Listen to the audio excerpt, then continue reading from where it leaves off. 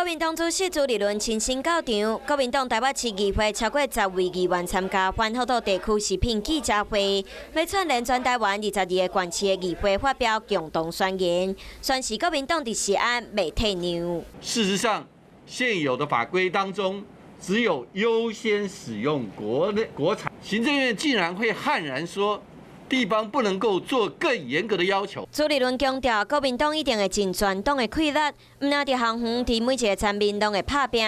唔过，各县市议会串联，国民党县市的首长敢未响应。前2天我跟侯市长当面我们见面谈了很久，他一定会全力的捍卫市民的食安，也一定反对核食。台中市卢市长也都已经强力的表达。福岛食品的安全议题，敢若变做在野党的共识。过去捌公开表态，福岛食品是科学问题，通过检验就会当抗进口的台北市长郭文铁讲话嘛真酸。我的态度是这样嘛，等中央先出台，你总要先有个中央叫做标准指引，政府一起进口，那法务部出来说建议不吃，那教育部出来说营养学童营养午餐不吃，然后内政部要怎么检查军队不吃，我这都太好笑。福岛食品的议题伫台湾对外贸易佮有国际关系拢有真重要的地位。即马在野党嘛强烈要来阻挡，安怎说服台湾人食安无问题嘛，变做关键。